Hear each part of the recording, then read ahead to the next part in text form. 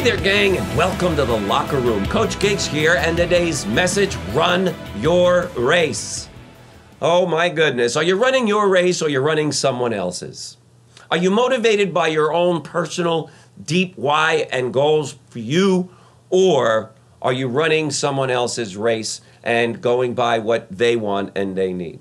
One of the things that I've learned in my life is that if you want to sustain your motivation, you got to run your race.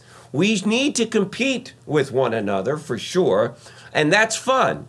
But if you want to have real peace, joy, fulfillment, happiness, contentment, then you got to learn, you and me, to run our race.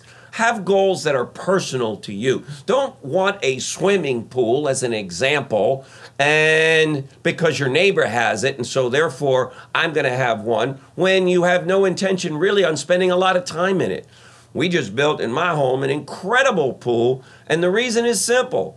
I have many children around me now. I have myself and Jen, my friends, the people I work with, and dear God in heaven, that pool is getting swam in and it's getting taken advantage of. I have a pool because there are things that I see in terms of time spent in that pool. So I'm running my race.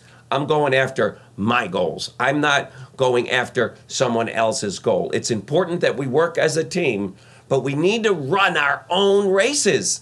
Everybody is sitting there trying to figure out, well, what should I do and what goals should I have? And I always tell them, well, go someplace quiet, sit down and find out what motivates you, what turns you on, and get a piece of paper and start writing stuff out. For some people, having a beautiful exotic car means nothing. Sam Walton drove around in a pickup truck. To him, having money in the bank, that was his race. For you, it could be, you're not so big on having like really expensive clothes. You see it as silly, stupid. Why would anyone spend that much money on clothes? I remember being with Mr. Rappaport in downtown Manhattan shopping for clothes, and I wanted to get him a nice tie. And so when I was looking at these ties, they were $90, $100. He looked at me and said, Sonny, how could you spend that much on a tie? Come on, I'm going to take you where ties are better priced. And he took me to a store where they were 3 for $1. You know what I'm talking about. Ties weren't important to Mr. Rappaport.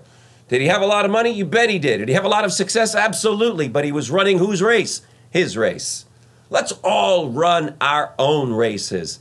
And let's make sure that when we do that we really know that this is who I am, this is what I'm about, because the worst thing that you and I can do is come to the end of our lives, climb that ladder of success, and realize that it's leaning on the wrong wall.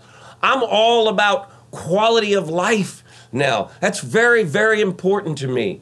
Maybe many years ago, it was about grind, go out and get exotic cars, and nothing against that. It's all good. That was my race then. Now I got a different race. So guess what? Run your race, and you will for sure be living your best life, showing others to do the exact same. Thanks for joining me, gang, and we'll see you in tomorrow's broadcast. Bye-bye.